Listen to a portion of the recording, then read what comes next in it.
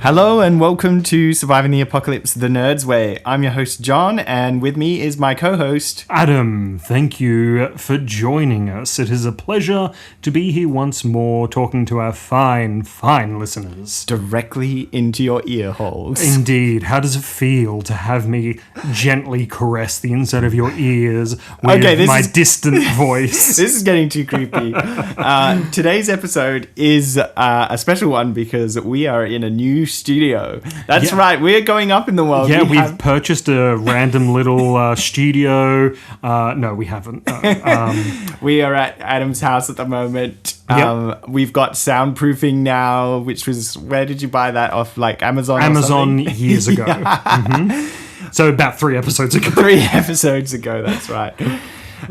So it's good to be here. It's good to be back. What have we got in store for our fine listeners today? John, my goodness, an episode like no other before. We have literature being discussed. We have movies, quizzes, sport. Yes, from nerds, we have sport.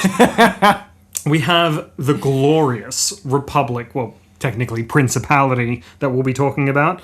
We'll be talking about homemade movies, and of course we'll be answering some pressing questions. Wow, I cannot wait. I literally cannot wait. Are you coughing there, Adam? I thought... I am, but COVID... COVID may no longer exist, according to most people, and what most governments try to make us believe. But it's not the spicy cough for me. It is a simple fact of recently, John, and time for another classic Adam tangent. Oh, no. So... Wait, do we need an Adam tangent? Oh, we're going to do that, are we? Okay, ready? On. We're going to do another... a water splash sound effect. Adam tangent, everybody. Wait, it didn't come through. Here comes Adam tangent. Oh. Yes. So, years ago, I had a problem, right? My throat suddenly, flared up with pain. Due to COVID? No, this was well before COVID. Do you still have COVID? Should I be wearing a mask? You should be wearing a level 5 hazmat suit. Right. No, but anyway, I couldn't figure out what it was. It hurt to talk, swallow. It killed me to yawn. Couldn't figure out what was causing it. So, what do you do when you have a sore throat, John? What would you try to do to make it better, to kill whatever inside of it? So, this is what I do, which is I go to our little drawer full of medications, and I get a plastic bag, and I just dump everything that is even remotely or tangentially related to easing sore throats or getting rid of viruses. Dump it all into that bag, and then just line it all up, take one, then the next, and then I Facebook message myself with the time of day so that as soon as the minute has passed where I can take it again, I take it again. Because I hate being sick. That's fair. But for me, if I've got a sore throat, I'll gargle Listerine to try and kill the virus in the back of the throat or whatever. Smart. Things like I haven't tried that. Yeah, didn't work for me because I went through a period of, 2 weeks of this... quite frankly, horrible pain. Even didn't go to work. I couldn't talk. And so, I had to go through a stage of eliminating things of what could have been causing it. It was the Listerine.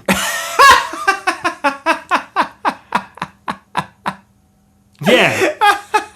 And because I used Listerine in that, whitening toothpaste stuff, right? Yes. And I foolishly... Wait, give me your teeth, Okay, for our viewers at home, he has amazing pearlescent whites. Yep, and that was my downfall recently, where I had used the tooth whitening toothpaste, and I thought, let's give Listerine a go, just to see if, I've gotten better. I had not, and hence why you may hear the occasional polite cough from me. But I can guarantee my fine listeners and my even finer co-host that I do not have the spicy cough. Was that the tangent? That is the tangent. A tangent from the tangent? That's the tangent from the tangent with a side of tangent. What were we talking about before the tangent? This episode's going to be bonkers. Oh, yeah. So far, it's confirmed. Okay, Adam, it's that time of day where I talk about a sci-fi TV show. Woo! Okay. Which is my favorite genre of TV show. So you might know that I'm a big fan of TV shows such as Doctor Who, and I even enjoyed the first season of Westworld. It got a bit weird, but great what they did with the story there. like anything that has a remote amount of sci-fi in it, I enjoy, except weirdly the Star Trek trope of the people flying around in a spaceship. I've never gotten into that, but yes, Star Wars, everything else, remotely sci-fi-ish, I enjoy. Yep, that's fair. Now, classic staple of nerdom. if you remember back to episode, let me see, it's probably episode 39, which I definitely didn't just look up. Our listeners would know this because if they aren't, if we haven't released an episode in a very long time, they just go back and listen to our backlog over and over again. Thank you, listeners, for going and doing that. Back in episode 39, which for us was 600 years ago and for you was 4 episodes ago, I mentioned a series which I'm a massive fan of, which is called Dark. Now, what has happened recently, the Dark is a complete series. It's not ongoing. It was always meant to be 3 seasons, and that's what it ended up being. So it's complete. However, the creators of that series have actually created a new series called 1899 with very similar cinematography. They even have one of the actors from it. Storytelling device, but that's when I was born. New. Yep. Adam the Vampire was born 123 years ago. I remember electricity being introduced. Adam, you're not supposed to give this away or the government will find you. Yeah. So back in 1899, definitely not Adam's birth date. Can I go on a tangent here? I suppose so. It's time for John's tangent, which has the same sound effect because we don't have that high of a budget. So I had the pleasure of meeting and chatting to one of our listeners recently, and he was basically going through all the things that I had revealed on the podcast, like certain family events and facts, and we were trying to figure out if I had released enough information about myself or Adam about yourself that we could answer security questions and hack into our bank accounts. Good luck on my end, because all my security answers are fake. Very smart thing to do. My mother's maiden name was X%1Q-5. Yeah, Elon Musk named my mother. Okay, back to the reality. No more need for tangents. Yes, we were talking about 1899. So this show, yes, it has a lot of similar elements to Dark. Whereas Dark had a very slow burn. You never really knew what was going on until many, many episodes in. 1899 is like, bam! Like, things are happening. Dropped into the middle. Yeah, and so very interesting. And I haven't finished the series yet, and I'm sure not everything will be revealed until a few seasons later, much like Dark. But the mystery is very compelling, and you are always questioning, hang on, like, when you're watching the show and you're like, hang on, did I just see that? Is that what the characters saw? Is that something that really happened, or is it just their perception? And then you're left wondering exactly whether it's a director's choice or whether it's something happening in the show. Really fascinating. Yeah, so again, there's a mystery that's unfolding itself. There's lots of interesting characters, and the setting is aboard this boat that's, well, obviously set in 1899, aboard a passenger ship. And there's this really interesting dynamic between the people who are working on the ship, which are obviously, working hard and maybe not having the best living conditions, and then the people who are in what we now refer to as cattle class or economy, that, are sleeping on bunk beds and are a bit messy. And then you have the people in first class. Oh my, I do so. And then the mystery unfolds of why they're in first class, or why maybe not everything is what it seems for each person. And then maybe a lot of them seem to have a strange connection with each other, but seem to deny it or not realize it. So is this whole series contained on the ship? Look, it's one of those shows where it would be tricky for me to even be able to give you the correct answer to that. Fair enough. But for the most part, yeah, except for flashbacks yes. or certain scenes, it's all on the one ship. So it sounds a lot like Lost, almost. Yeah, actually, there is I did get that vibe occasionally, with Lost. But they haven't crashed on an island. They're just aboard the ship and it's going on its adventure from Europe to New York. Okay. What is really interesting about the show, Dark was 100% German, except for the occasional line of English when they quoted the Bible or whatever. This show is every language. Like, there's Polish, there's German, there's Spanish, there's a bit of English. I think the main character's English. What other languages are there? There's so many, it's hard to count. Is this based off a book or anything? Or is this just a I'm aware of. Oh, okay, radio. Because it sounds very intriguing. I like the idea of mysterious classism and potentially the reason behind that. And the mysteries that surround. I do like a good mystery. And the idea of certain characters will meet, but they don't know each other's language, so you've got to just sort of vibe it out and figure out what they're trying to do, whether they're on your side or if they're not. Oh, on sides. Oh, how curious. Okay. Enticing. Okay, so without giving spoilers... No, that's not the right question to ask. This is a better question. What would you rate this out of 10 without using a 7? Well, I would probably forego my rating until after the series is over. Oh, okay. But is it being released periodically? No, I don't have as much time for TV as I used to, so I haven't finished it. I wonder why that is, John. Definitely not related to my multiple children. I would say 8 for sure. Okay. Oh, nice. Because it's very unique and it's not based off of anything which you just don't get anymore. And then, as well as that, the producers of this do such a great job of introducing a whole stack of characters rather than just having like one or two characters that you care about and everyone else is a nameless like NPC basically. There's so many characters that have a full story and a mystery behind them.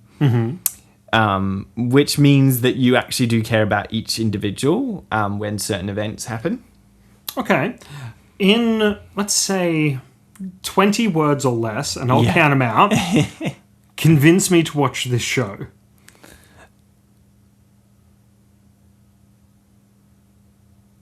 If you think you know what it's about, you don't. Oh, 10. He's done it in 10. Okay. He's just foregone the extra 10 and just gone, I don't need it. I can entice you with mystery. Okay. I like it. All right. I'll definitely give that. What's it on? Netflix. Good old Netflix. So, as you can tell, we are sponsored by Netflix today. Use the promo code The Nerd. No, don't do that. So, since we've been away, of course there have been numerous books that have been released. High fantasy, at least 3. At least 3. Not the one I've been waiting for the past 11 years. The Doors of Stone. We won't get into that. We'll go into an actual author, shall we? Oh, snap. Woo, throw a shade. There goes our chance. I used to be the biggest Rothfuss fanboy. I love the guy, everything he did, but holy science. Goodness, my vitriol knows no bounds now. Anyway. I don't even know what that means. So, this is the best definition I've come up with, right? Yes. Patrick Rothfuss is a fantastic writer, right? One of the best. But he is an absolute garbage author. So, a fantastic author and a great writer is Brandon Sanderson, who, and just in case our fine listeners weren't aware, there was recently a clickbaity video that he released, right? And it says I'm sorry, I have a confession to make.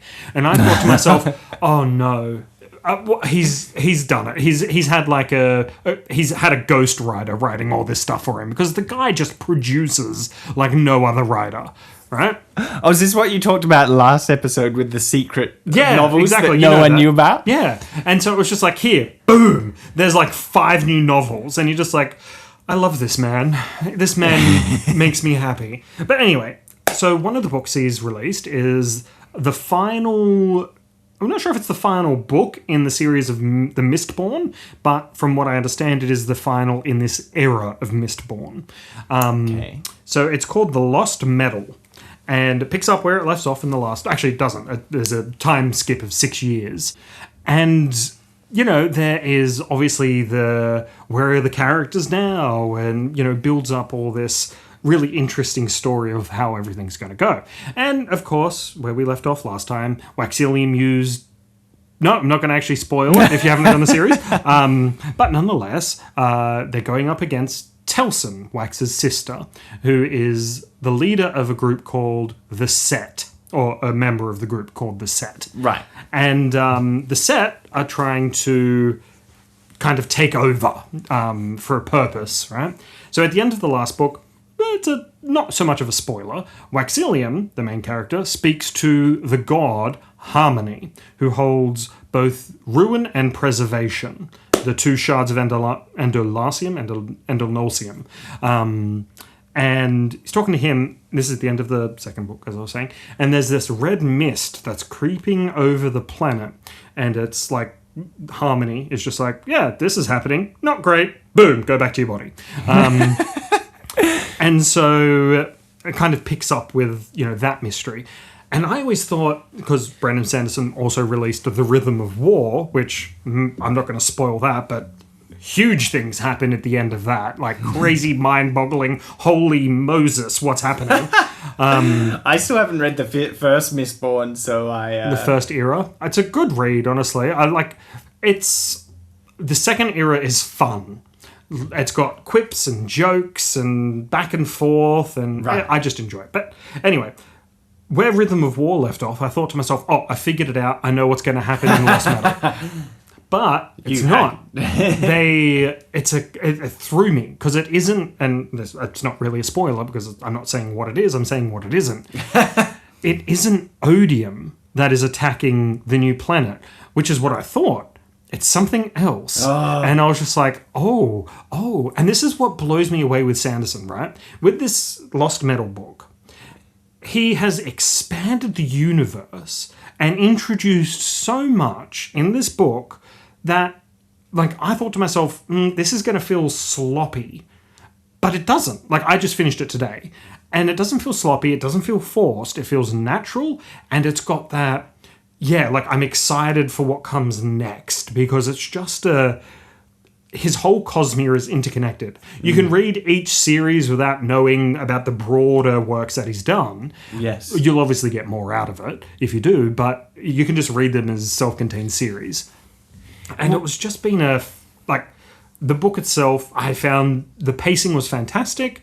Because, you know, some authors, they can drone on for a little while. I did find Rhythm of War droned on for a long time, because that is a monster of a book. But that's okay.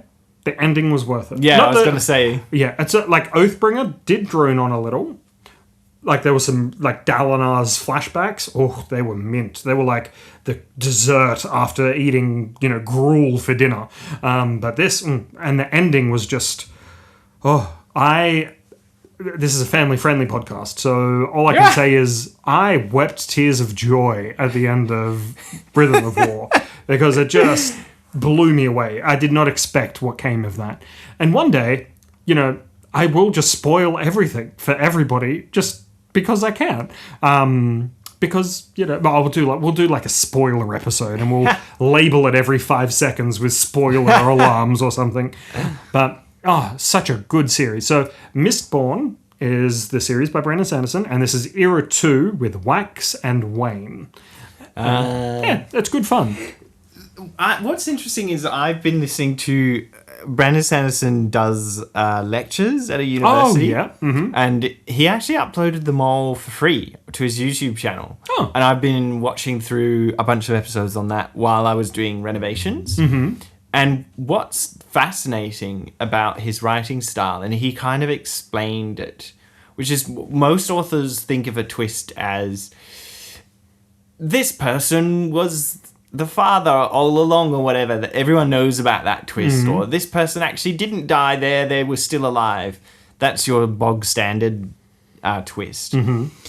But what he said, and the twist that meant the most to him, in his impressionable years of learning how stories work, etc., were the twists where it's revealed that the story is so much bigger than you thought. Yeah. And he used the example of Star Wars, where you think that Luke is going to save the princess. But the princess ends up saving them type of stuff. But he ends up, destroying the Death Star. Whoops, spoiler alert. Oh, no. Watch Star Wars. John, where's the spoiler alarm? But a lot of the stuff in Star Wars that was done, we forget because we've grown up with the story. Like, everyone knows that he blew up the Death Star, but watching it for the first time, you didn't realize that. And so I think that you pointed that out, is you get to the end of the book and you're like, everything is so much bigger than I realized, that there's more to it, rather than it being, they were evil the whole time and just pretending to be good, which is your bog standard twist. And it's, well, at least at the end of Rhythm of War, the far-reaching implications of what happens. Because like I said, I thought after finishing Rhythm of War that that's going to be the tie-in for the Lost Metal. But it wasn't, obviously, as I said. But what I like about Sanderson, right, is he'll do those big twists at the end or things like that. But it doesn't feel like a cliffhanger. Okay. Which I appreciate. It leaves you wanting more, to be sure, but it doesn't, he resolves the story. There aren't, lingering things. Of course, before people start emailing or whatever, of course there are cliffhangers and things like that. Sure. But for the most part, the characters and all that type of stuff, they get, their stories tied up for that book, their storylines. Because you're just I don't need to read more about that until the next book. That's what you look forward to. Whereas, sometimes there's the trope of the cliffhanger that's just we're not going to tell you this until you buy the next book and give me your money. But no, Sanderson is a fantastic writer, and the fact is, his method of doing it, he views this as his job. So he says, I'm going to write this much between 9 and 5. And that is his job. What he said before is that he doesn't even need to write about his stories. He'll just write something because it helps fend off writer's block and things like that. It just gives him that air of confidence and different material to draw from of what he's written about this and things like that. Not to mention he also has a gigantic staff where he literally has someone to keep track of his magic system to keep everything. No, really. Yep, to keep everything the continuum, the continuity. Sorry.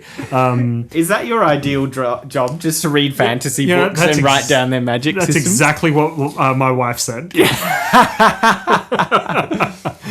But yeah, so Lost Metal, out of all his books, I would give it an 8 with, I would say, I think it's Way of Kings, or Words of Radiance.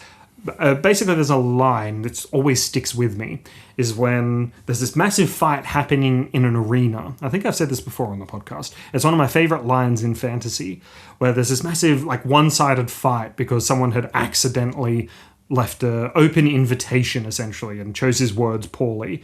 And he's facing off against 4 other, armored knights. And he's doing battle, and he's doing as well as he can because he's a fantastic duelist. But he's getting beaten, obviously. And the dad comes out and he's like, have you people no honor? Will none of you go in and fight with my son? And everyone's silent, avoiding his eyes. And then Kaladin, who's not wearing armor, who's a lowborn, who uses a spear, says, honor is dead, but I'll see what I can do. And then jumps into the arena and proceeds to lay waste to these peasant men, these armored knights who just I can take on this guy. And he just lays waste. It's brilliant. Honestly, edge of your seat stuff, definitely. I think it's Way of Kings. It might be the first book. Definitely go for it. Highly recommended. Check out all of Brandon Sanderson's work. Yeah. It'll consume your life for a little while, but it'll be worth it. Guaranteed.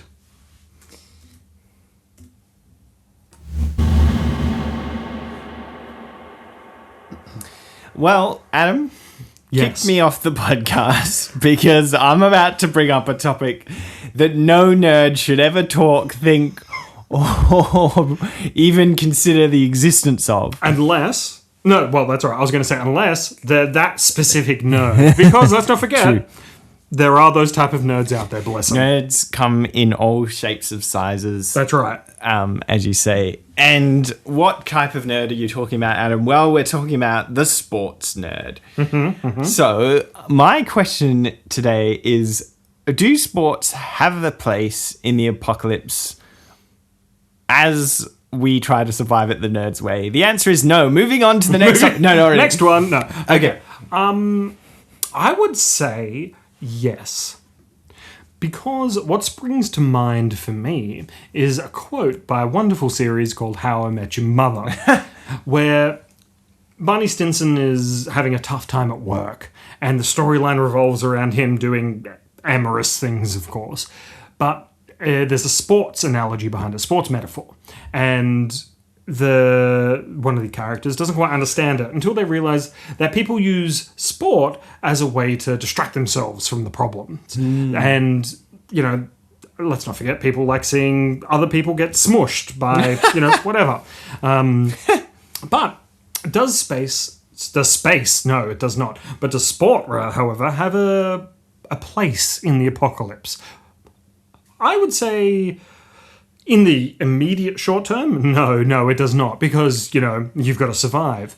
But once you start up like a small community and you are centralized in a location, yes, I would say that is probably something you should introduce because it would raise morale. Having like a different sports team or competition, archery, shooting, wrestling, whatever the case may be, to get the community gathered around those people to cheer, to yell, to gripe, that type of stuff is morale building. And that is very important when it comes to surviving in an apocalypse, because it's not just about surviving, it's about living. And you can quote that and put it on a t-shirt. Coming soon to our store. All right, I agree with you there. I would say I've got a different take on it. Yours is how does sports work in the apocalypse after the apocalypse? Yeah. My thoughts is how does it help you prepare for the apocalypse before the apocalypse? Oh, okay. Now, as you know, it's too late for that because the apocalypse already happened back in 2020. Yep. But let's pretend that we're in 2019. Is sports simpler valuable? times. And so here's my thoughts. And I've recently been getting into a sport I used to play a lot as a youngster, which is table tennis. Oh. And you might think, how does that help you in the apocalypse? Because it's not like teaching you how to run fast. It's not teaching you how to, chop up. Well, actually, I guess there is a chopping action kind of for spin, but yeah, it's not teaching you how to hunt for food or anything like that. However, I think that there are skills that it's teaching you that will be extremely valuable, such as your reaction time and your ability to see something coming towards you. Being able to spot out and achieve a goal. Your hand-eye coordination. Yep, very important. I'm going to add the chopping action, which I just said wasn't a factor, but it is. The chopping action. And then just generally, any sport is going to have an element of fitness to it. Yeah, and true. if you're nerds and you like pizza marathons... That's what I like. That's my marathon, boy. More than you like going on actual marathons, every little bit of health helps. Yeah, I agree, definitely. I would say you are right, definitely, in the pre-apocalypse. Yes. Preparing through, the sports. No, but I think it is a very, very good thing to do. But, so, for instance, John, here's a little fun question for you. Okay. Knowing me, what sport should I do to prepare for the apocalypse? As Adam, me, what would I do what would be my favourite sport to play? I'm going to say it's going to be what's important for you is a team sport, because sometimes you do appear to be a lone wolf. Whether that's true or not, I'll leave up to the viewer's imagination. But that ability to work in a team. So it's going to be a team sport. It's also going to involve sprinting, because your biggest asset is probably your stealth. Sorry to give away too many facts. Too many facts, mate. Yeah. But obviously stealth is going to have times when it doesn't work out. So the ability to sprint short distances very fast.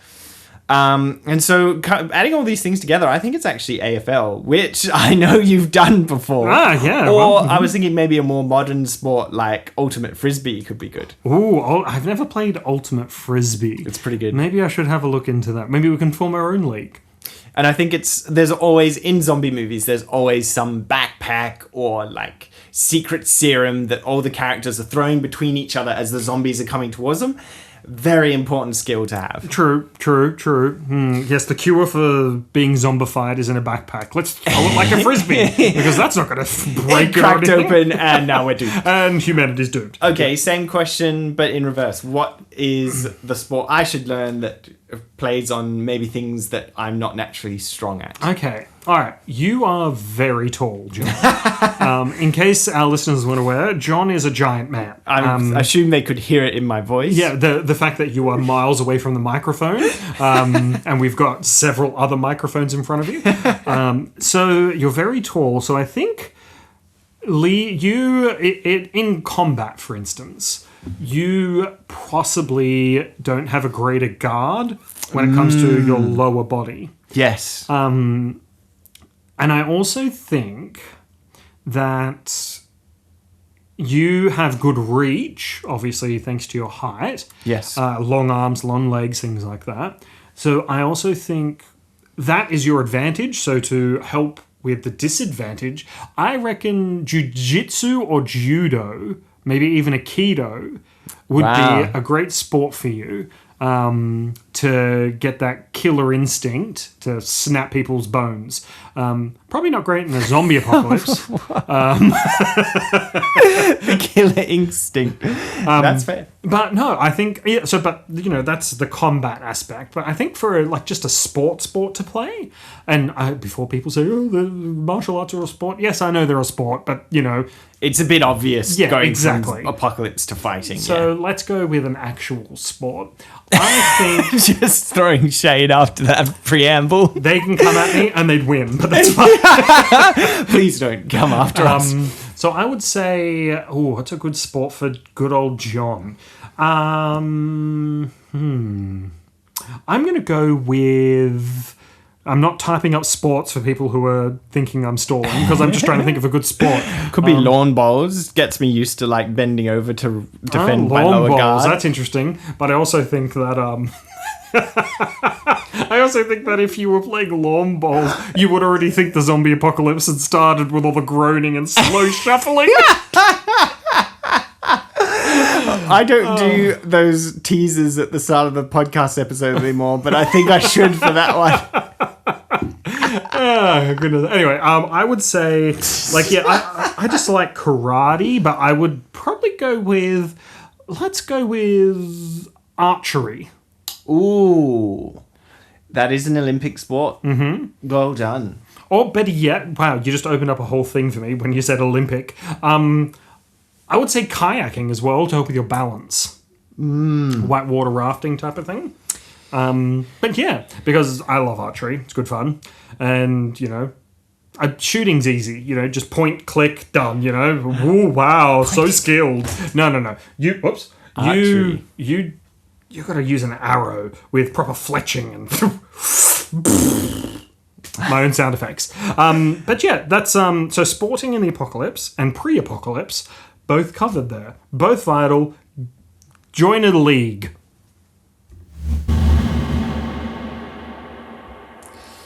All right. One of my favorite pastimes in this podcast is adding something to our agenda that Adam has no idea what is about to happen. Yep, it's on the sacred spreadsheet of destiny, and... I need to rename the spreadsheet. And all I see is something there called Adam Quiz, which has harkened back to my school days, and I'm now sweating profusely. Adam, how do you calculate the volume of a cube? Oh, that's easy. So what you do is you get a cube, right? And you fill it with your blood, and then... I'm starting to see why you were in detention so much at school. That's an American thing, isn't it? Yeah. I never went to school. So, as you can tell by the level of education that I spit out on this podcast. Love it. Okay. The good news is for you today, this particular segment is not too terrifying. I've got to lull you into a sense of false security before our next one that I throw on you. Mm-hmm. This is, I am going to describe to you TV shows badly from the internet, and you have to guess what show it is. Okay, I love it. Yeah, this is great. Okay. If you get it wrong, I get to slap you in the face. And if you get it right, you get to slap me in the face. I love it. Is this cumulative? Per slap? Like per question is a slap? Yes. Oh, okay. All right. Oh, this is going to be fun, and I'm enjoying the pain already. The show ran from 2008 to 2013. It follows a guy named Walter who applies his considerable scientific intellect to... Breaking Bad. That is incorrect. The red herring! As well as his handsome, blue-eyed, screwed-up surrogate son, a tall, blonde woman who suffers from Walter's actions and a stern black man in charge of Walter's workplace. That's right, my favourite show is Fringe. So they just obviously deliberately wanted to make you think of... Okay, glasses off. Yeah, but did Fringe run from 2008 2013? I didn't say they were accurate. I just said that they were badly described. Okay, here we go. I'm just going to take my headphones off as well. Hold on. Oh, boy. Okay. Oh, thank goodness. That was fun. All right, ready for the I've next got one? a beard, honestly. I'm pretty sure that absorbed most... My beard is slightly sentient, so it's just like tensed up beforehand. Yeah, that helps. It's like the... what's it called? The symbiote from Spider-Man. Venom? Yeah. Yeah, Venom. Okay, next one. Okay, a guy with an advertising job keeps cheating on people and feels bad sometimes. Sorry, repeat that.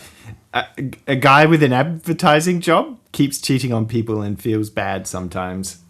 Feels bad? No, it's not that. Advertising job. Oh. Is this something I would have watched? If you don't know it, I will concede the point. No, you slap me. This is what we've agreed upon. But I don't know if you've watched this, but I've watched one episode. You've watched one episode. Okay. Okay, I'm just going to say this. Yes. I can ask two questions. Yes. That aren't obviously... Yeah. What's the show called? Damn, he's caught me. Okay. All right, so my second question will be... Yes. Wait, what was your first question? Would I have watched it? Oh, okay. Second question would be, what year did it first come out? I would say would probably be the best question for that one. Because that'll be an indication of when I would have watched it, potentially. And that's me stalling, so John can quickly Google. What year did you say? Yeah, what year did it come out?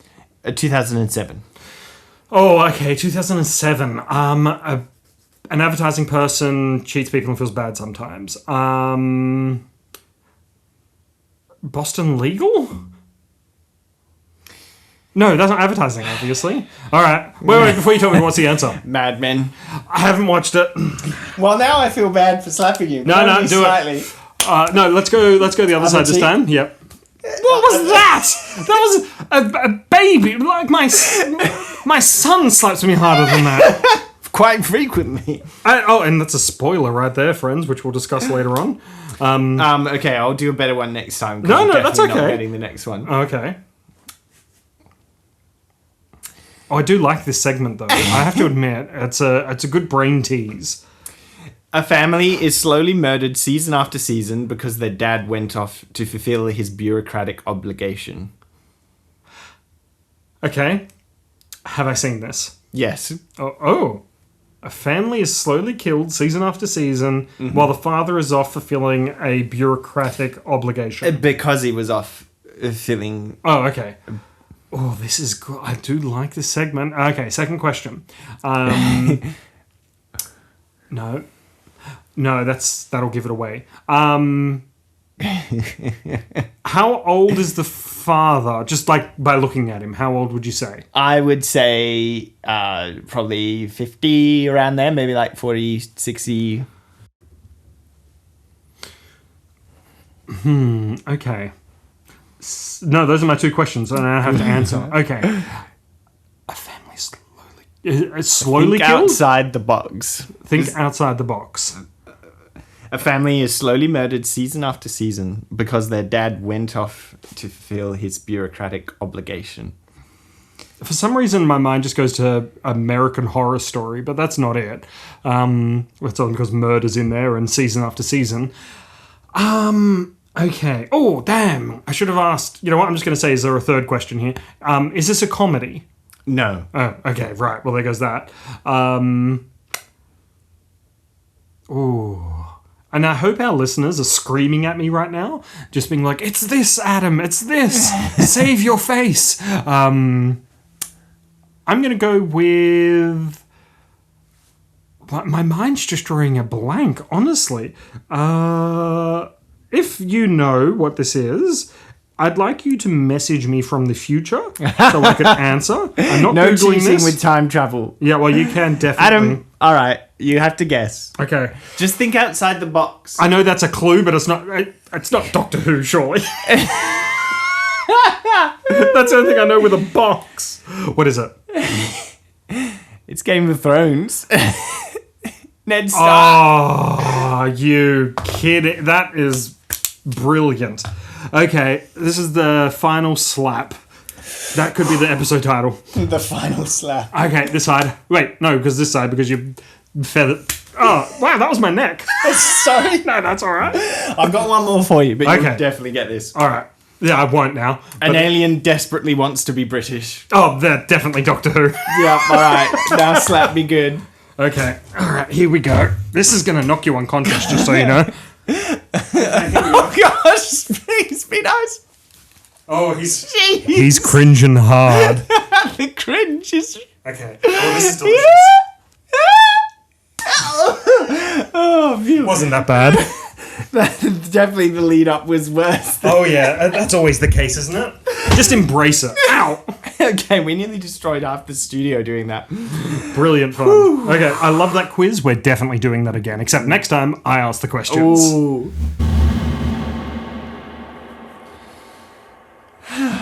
Well, that was fun. Sorry, I'm just scrolling to where I need to be. So, recently, John, as you're aware, No. I got married. And by What? recently, I mean, you know, back in... Where's my invite? Oh, you were there. Don't remember. So, I have recently had a son. Yes, and he should be called Squire. So, his godfather got him a gift.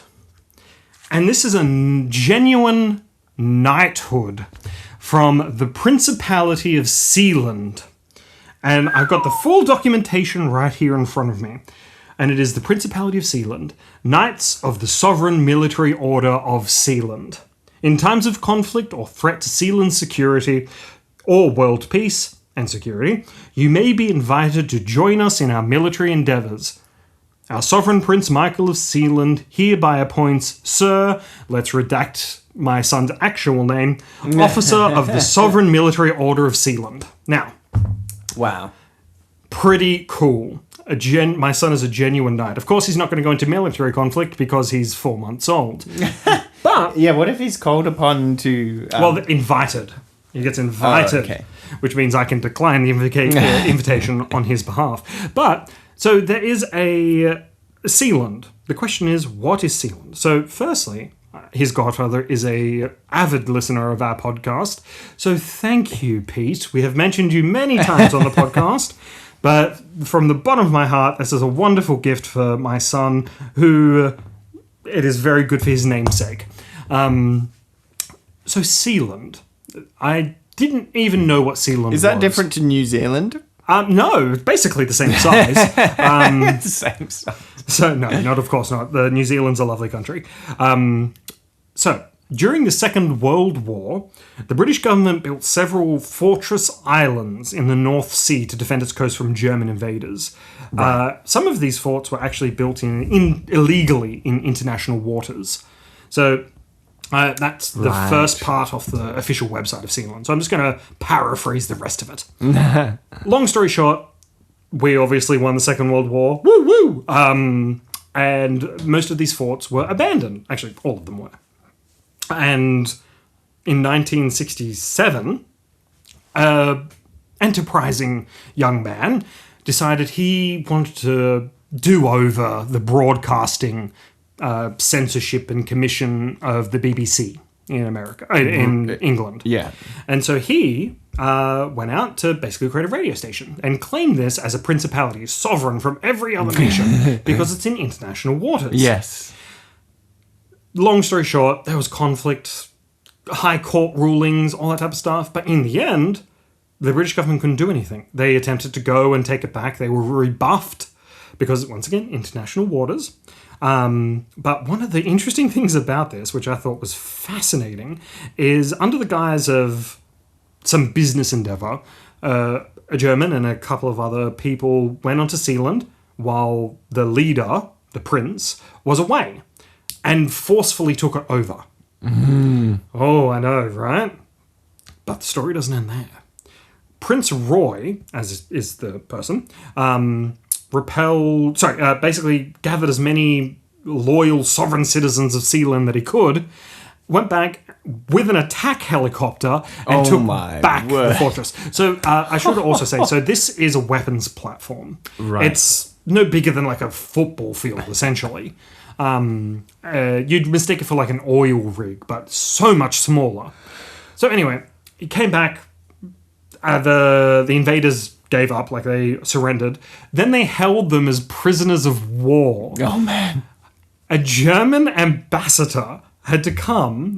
First, they tried to get the British Empire, to intercede and get the citizens back. But the British were just like, not our problem. This isn't in our waters. You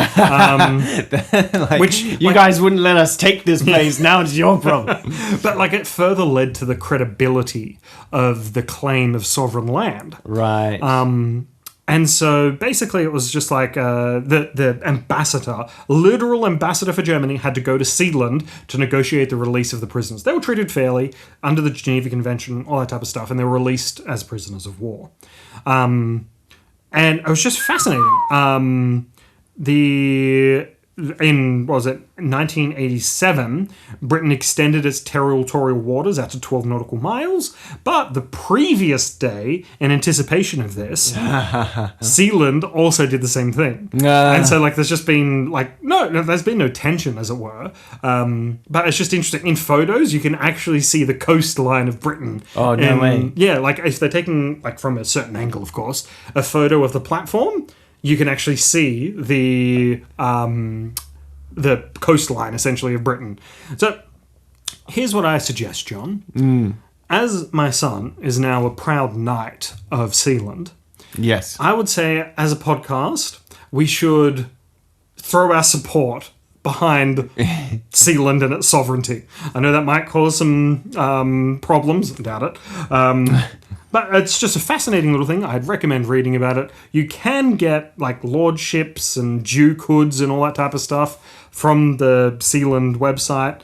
I haven't really looked too much because I don't want to know how much my son's thing costs, because it looks very pretty. And so check it out. You could become a lord or lady or a duke or a duchess, a knight or a dame.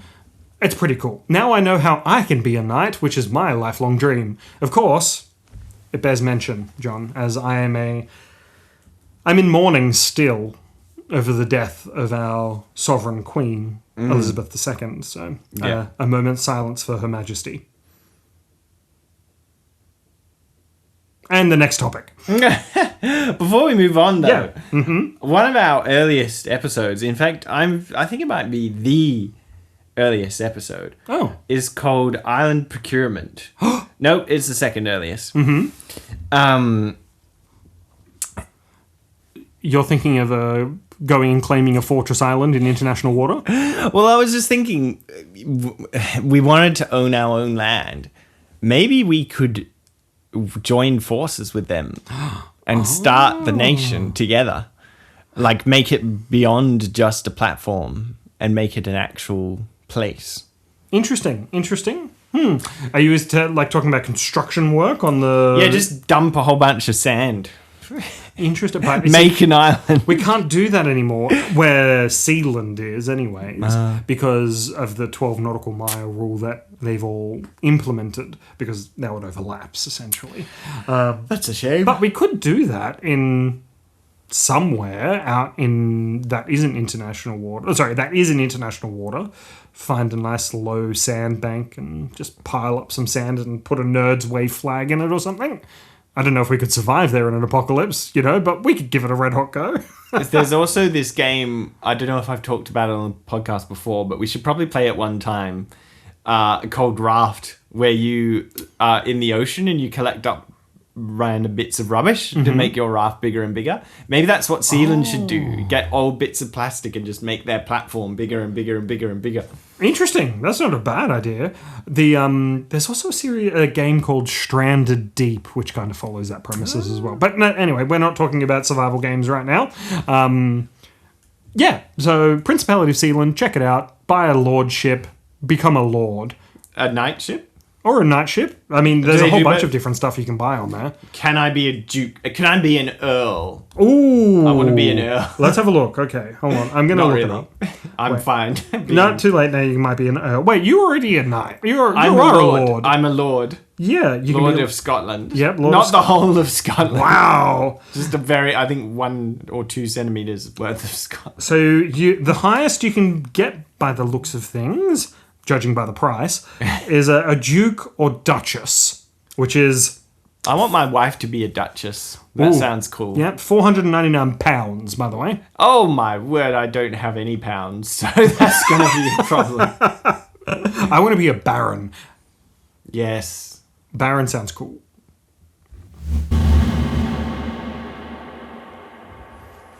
Well, I've got some very exciting news. 20,000 years ago on the podcast, Adam, you got a slight bit sentimental, like just the tiniest bit, and you're still evil and all that kind of stuff. I appreciate that, thanks, yeah. And you were like, what's going to be our, New Year's resolutions for the year? Mm-hmm. And we discussed that, and I said one of mine was to finish a short film. Now, that year I didn't finish a short film, but like a year and a half later I did. That works. That counts. Still counts. Everyone knows COVID time dilation. You're allowed to count the last 3 years. I shouldn't say my age because of the bank security question thing earlier, but I'm still quite young. Where was I going with this? Oh yeah, the short film. So I made the short film. I've entered it into a film festival, and if you're in Australia, you might have seen it go around the circuit. The results have come in from that from that film festival that it was a part of. Yeah. Don't build up the tension too much. Wait, we need tense music. No, we don't. My film managed to win 3rd place in the People's Choice Awards. Woo! Now, I just to give people an idea of how significant this is. The film that won 2nd place had the main actor, the leader of Delos from Westworld, an HBO series as their main actor. So that's the competition that you're fighting against. We obviously had no big name celebrity HBO people. No. But just as talented just people. As talented. More talented. More talented. Just not yet recognized in that way. Anyway, what was I talking about? Oh, yeah, the movie. So 3rd place. Phenomenal effort. Completely unexpected because it's my first ever film. But I'm very proud of my team and all the actors and crew and stuff that put it together. Definitely not my writing because I think I wrote that script in a 30-minute challenge where me and my wife were each writing a script or something. But yes, the rest of the team did a great job. When you told me about this the first time, and I came up with a much darker ending. Which, what was the dark ending? Which was quite funny in my opinion. But it was I think it, like when you first describe it, yes, to me, it's different from what it is in the short film, which is fine. Like, that's great. Okay. But it was like they deliver the box, right? He's delivered shopping or whatever, right? Because like the whole premise, should we describe the premise potentially? Yes, the premise is that she orders everything in her life online because she Is a has modern become woman now? A modern recluse. person, I should say. Yep. She, including a boyfriend. And it's quite funny because this made me feel so bad when I watched this. Like, just for you, obviously. Because bad for in me. the movie, because you're the director, you're not starring in it. Oh yes, my wife. Your wife is the lead role. Yes, that's and right. she's burning a photo of you in the kitchen sink. Okay, the context behind that is we needed a photo of her that could be her and her ex-boyfriend. And Yeah. of course, we had heaps of these photos around the house of me and my wife because, we're married. Mm-hmm. And that just happened to come to hand. And so... Yeah, but like watching it, I'm just like, oh no, I can't see that. That makes me sad. But anyway, so she orders all this stuff online, and she orders a boyfriend online. Yes. And like it turns out that it wasn't a boyfriend. He comes late, and it was the person who delivered her groceries that she fell in love with, that she thought was the person, right? Right. Spoiler alert. Spoiler alert. That's a short film. It's not much of it's not much of a spoiler. It's going to be over in 5 minutes. No, but I thoroughly I love what you've done with it. Of course, it's fantastic. But what I came up with was what if the box this person delivered, the shopping, was actually the boyfriend, and she just fell in love with the delivery driver. And then the delivery driver's like, "Oh, that box, you haven't opened it yet. What did you actually order?" And they open it up, and it's just the image, like the camera angle from inside the box looking up, and they start gagging and moving away from the box because that was the boyfriend in the box. That wasn't open. That is so much darker. Yeah. I don't think that would not have won you third place, John. That wouldn't have won you. You would be last. The people's choice was that they wanted the film deleted and never to be seen again. Yeah, exactly. What is this garbage? Please get it off our circuit immediately. So but yours is so much better, and you guys put in so much hard work, and it just, like, you can tell, like, the cinematography, the acting, the writing, the sound design, everything about it is fantastic. And the lighting. Yes, the lighting.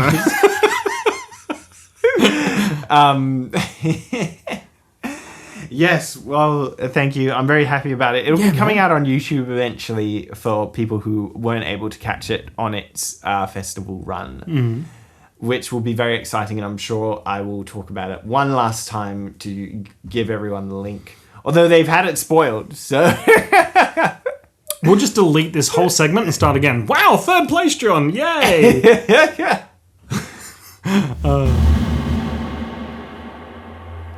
We've been talking about doing this segment for a while on the podcast. It's have. finally time. Yes.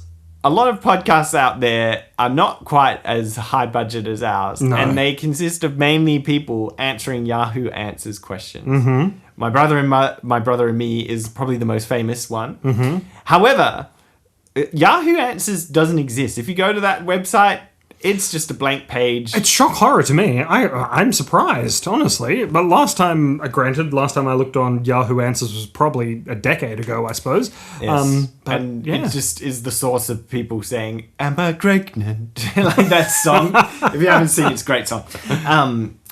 So what we had to do instead is go to this website called Quora, which stands for Questions or Answers. No, what is it? That doesn't make any sense.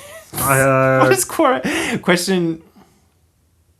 I'm pretty sure. Anyway, stands for it's question and Quebec, answer. UBEC, OBEC, RBEC, and ABEC. I don't know. Are the 16 brothers that started it. Quora. Mm-hmm. Basically the exact same thing, except you have to use your real name and you have to explain why you're an expert in this subject. So, for instance, I've answered a few questions there about a piece of software that I use to help write, etc., etc. Mm-hmm. Now, before we get started, we're not going to be talking about software today. We're going to be talking about the subject that we both know and love and are major experts in, which is Pride and Prejudice. Did we talk about this? No. What? Oh, sorry. No. I'm Pride wrong and notes. Prejudice? Wrong notes. No, Let me go through I've got Pride and Prejudice and Zombies. my notes. The apocalypse. Yay! Okay, so our first question here is from someone who doesn't have a name, but is called have a How name. Corona Messed Up My World in slightly more less delicate language. Mm-hmm. How Sorry, that's the wrong... I can't read anymore. It's past my bedtime. What don't people do in apocalypse movies that you would do, Adam? Sorry, what do people do in apocalypse movies? What don't people do in apocalypse movies that you would do? They don't generally stay in one place for... It depends on the type of apocalypse, of course. But generally, you would want to stay put for about 2 weeks. Right. So that way you don't get caught up in the rush and killed in that instance. Right. And that gives you opportunity to move stealthily. Yeah, that's something I would probably do, is lay low for a couple of weeks somewhere in an undisclosed location with stockpiles of food, medicine, water, things like that, and then move out from there. Yes, I like that. I think my answer is kind of similar, which is... thinking about the biggest movie that comes to mind is what was that one with Jesse Eisenberg in it? Jesse Eisenberg was in a disaster movie? Yeah. Zombieland? Yeah. Is that him? Yeah, he's got the list of rules. Yes. Yeah. He just lets a woman in and she's like, oh, this, like, she calls them a homeless person bit me. Oh, right. So what I would say is, like, that's quite surprising that you'd be like, I'm going to let this person in who's never talked to me before that is talking about all this crazy stuff going on. So I would say the first thing is just caution. When anything happens out of the ordinary in and around my house on a spooky night, I generally will be overly cautious. Like, even if you rocked up, say, at 9 p.m., I'd be like, wait, hang on, Adam, why are you here at this time before I let you in? Smart move. Which is not to say that I don't trust you, but I don't trust what I'm seeing, right? Clever. Always don't let anybody cross your threshold without confirming first. Very good. That's right. So I would say that just more caution in the early times, because obviously it's obvious to us because we're watching the movie. We know something's going down. Yeah. But that's what I try to be like when anything out of the ordinary happens. Yeah, that's a good one. If anything out of the ordinary. Yeah, that's a good standard. I like that. Yeah. That's a good motto. Another thing for a t-shirt. Your next question is, where is the safest place to go during the zombie apocalypse? People will say, the mountains or, the deep forest and things like that. If you don't know how to survive in those places, you're going to die, especially in Australia, because you run the risk of dehydration, because we don't have a lot of freshwater rivers or freshwater sources, unless you know how to find them. Like the ancient culture that lived here before us, they knew how to survive in these environments. Do I know how to do that? On a smaller scale, not on their type of expertise level. There are classes you can take for this type of stuff to train up. Yeah. Sorry, I think I've gone... Safest place. Where is the safest place? Yes. If you have the knowledge to survive, like distilling water and things like that, I would say open water close to land. Ooh. So not too close so people can swim to your raft. Lights are extinguished at night, everything like that. Are you saying that we should all go to Sealand? That is a good place. Sealand. What's their anthem? Can I write They have an anthem. They have a currency. They have postage stamps. They have incredible. All sorts of cool stuff. So Sealand is your best bet, is what I'm hearing. I'd go to Sealand. Yeah, that's pretty cool. I'm going to say something else, which is very unexpected, and you're not going to want to do it. Go to space. Ooh, Zombies can't fly. Hard pass for me. Hard pass. I would much prefer to live in an apartment block in the middle of a zombie swarm than go to space. Just a disclaimer, I was joking because Adam's answer was much better and I couldn't think of one. But space, okay. I mean, if you weren't terrified of space like I am, maybe not at our current level of technology, give it another 10 years or whatever. Yeah. I don't think it would be too bad if you can generate if gravity, you can do a cycle of food sources and energy and that kind of stuff, get stuff from the sun. Yeah. Okay. What is something that no one seems to consider? in a zombie apocalypse? Don't ask me why they're all about zombies. Oh, okay. So what is... Sorry, repeat it one more time. What is something that no one seems to consider?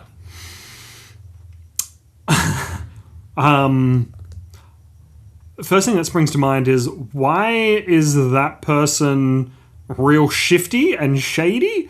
And why aren't they letting anybody near that arm or something? But in the most part, I would say... what is something no one seems to consider? Oh, if you get cut and don't clean the wound, it will get infected. So, like, you see people, like, getting scraps and scrapes and things like that. Yeah. And then in the next scene, they're covered in blood. Hey, guess what? You've got some bloodborne diseases now. Or you've got a zombie infection now. Oh, no. Things like that. Like minute cuts, wading through dirty water with a cut. That's a prime thing for infection. Yellow staff. Golden staff, sorry. Yellow staff. Yeah, there's a multitude of things that, like, the way I like to think of it, right, is think back to real medieval times where they don't have today's comforts, and how did they survive? So, like hunting, preserving your own food, things like that. Like, canned food will eventually go off, and then eating that's going to give you one hell of a bad time, which means you're going to need more water, which means, yeah, so, like, your health is a resource you need to guard carefully in an apocalyptic scenario. Nutrition, especially. So, like, multivitamins are a must. Obviously not as your primary food sample, I'm aware, but it is a supplement. Just to supplement. What about you?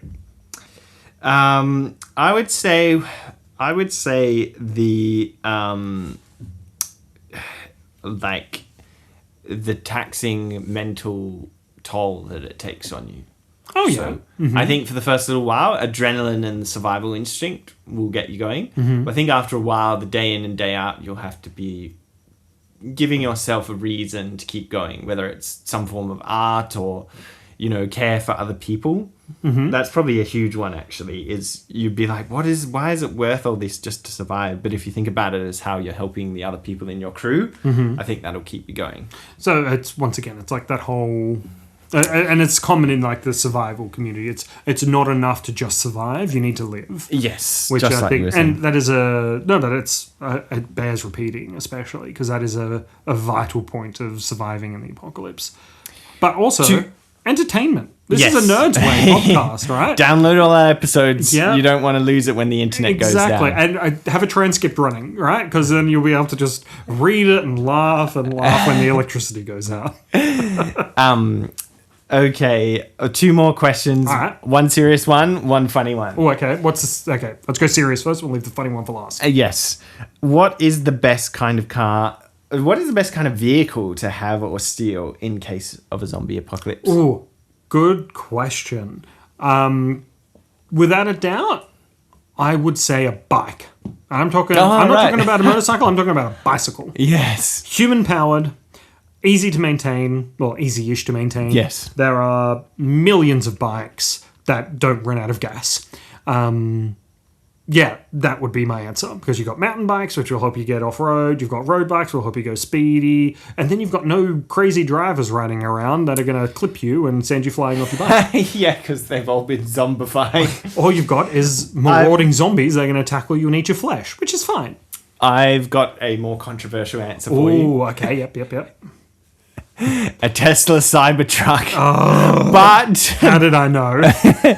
But you have to also take over a house that has a huge solar panel array to charge it up, because, as you know, the grid will be taken out quite quickly. I mean, you know, like, that isn't too bad of an idea, really. Like, if it can be maintained and things like that. Yes.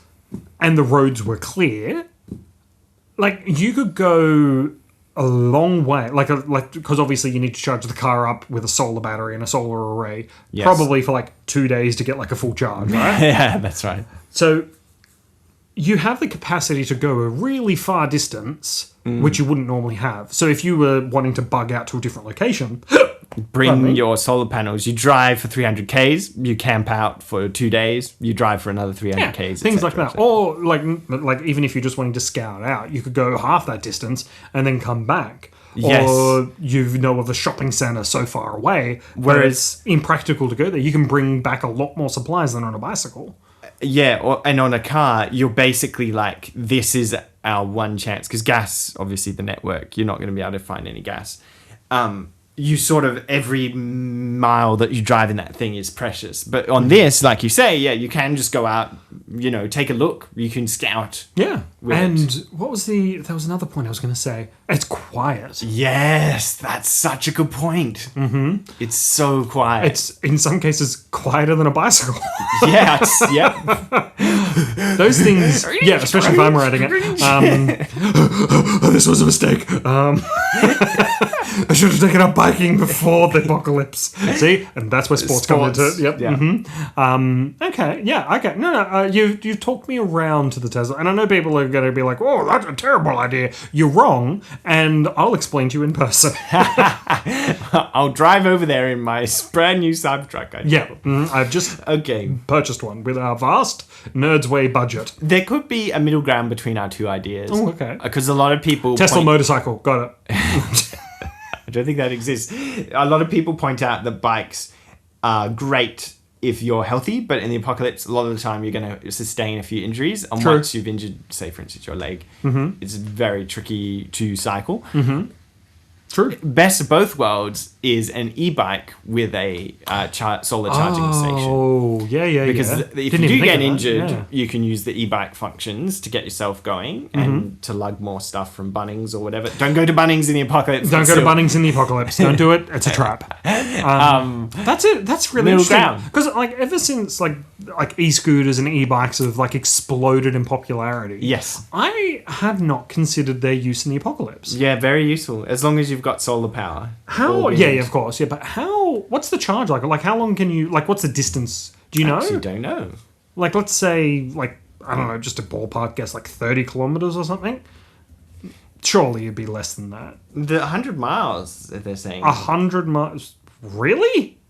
20 to 100. 160 kilometers is the max. Okay. 32 is probably the lowest kind of thing. That's a lot of them way. do assisted, so you do have to pedal. But for the apocalypse, you probably want to find the one that can do the most on its own. Yeah. Wow. Yeah, right. I think we need to invest in a couple of those for the future. I reckon, and we can write it off for tax purposes because of the podcast. Perfect, John. I love tax offsets. All right, last question. The last question is a bit of a fun one. Open up your phone, Adam. Oh, okay. And the last 5 photos in your camera roll is what you can use to survive the apocalypse. Okay. Let's see. Last 5 photos. Okay. I've got a picture of a fob, Squire's knighthood papers, and a photo of my wife and Squire.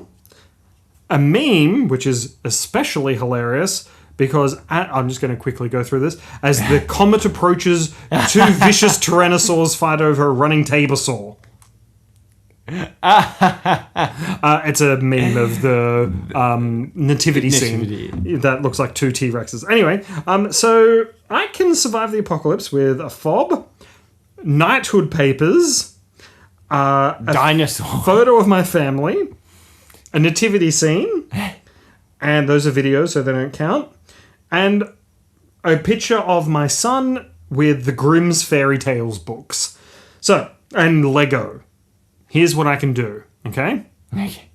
I can survive the apocalypse by claiming entry to Sealand with the knighthood papers of Squire. I have a fob, which will get me access to a place which has supplies. A fob is an electronic key, by the way. The nativity scene, because everybody wants to celebrate Christmas when it comes to an apocalypse. And the Grimm's Fairy Tales and Lego, I can use as weapons, because that is a heavy book and nobody likes stepping on Lego. Yeah, you just lay it out as a trap for people coming out. Okay, so what about you? Okay, you gamed this, didn't you? You put AK-47s and Molotov I cocktails. took screenshots of a Tesla Cybertruck. Yep, okay, what have you got? Okay, I've got a delivery of chocolate. Oh, okay, yep. Rations, I like that. Rations, yes. I've got a music video of my song Open Sky, which I can use. You have a music video for Open Sky? It's not done yet. It's one of those ones where it's like, I put the lyrics of my song into an AI program and it drew what it's looked like. Oh, it's that's fun. Yep. Anyway, that'll come out later. Then I've got my band. So the band that I'm a part of. So musicians. Probably not that useful. And then I've got a fallback in-ear radio monitor, which I'm sure we could hack to be a communications device, which would be very handy. And then I've got a bag. Which I can put the rations in. Bags are very good. They can put your chocolate in there. So the interesting thing is your band. Yes. How many people? Oh, hang on. I'm gonna have to count. 1, 2, 3, 4, 5, 6, 7, 8, 9, 10, 11, 12, 13, 14, 15. So wait. So 15 including you? Yes. So that means there are 14 other people that can be used as bait. I thought you were going to say there's not enough chocolate to feed them, but that works. Well, there's not. That's why you use them as bait. And radio for help, like, oh my goodness, someone used us all as bait, but I managed to escape. But I escaped. Oh, thank goodness. Please, I claim entry to Sealand. I'm a duchess. No, I'm married to a duchess. That's what you wanted, right? Well, Adam, thanks for participating. Loved it. In that game. Now I've got to write all our answers in those Quora questions. I don't think it'll be helpful. No. Well, that was great fun. I enjoyed it. We'll hopefully be able to do more episodes in the future. Weirdly, like, I don't know about you, John, but recently I've actually had people asking about our podcast. No way. Yeah. A couple of people from my work. More people from my work. There was a few of our friends. Stefan, who we've had on the podcast before. Oh, from Stefan's books. From Stefan's books. Yep, he picked that book out for you. Prince of Thorns. You finished that, didn't you? Yes. Yep, It was great. Good fun. And I actually got a book. No, well, that's another topic we can discuss about. Anyway, I love that guy. And so hopefully we'll be able to do more, and we will. I personally enjoy talking into your ear holes and caressing your brain with my lovely voice. Whoa, that's kind of creepy, but it has been a fun episode. If you like this podcast, share it with your friends, subscribe to it on Spotify or wherever you get your podcasts. And don't forget, keep your go bag ready full with books, TV shows, movies, and maybe some survival equipment. Maybe some if you've got room. Yeah, just if there's space.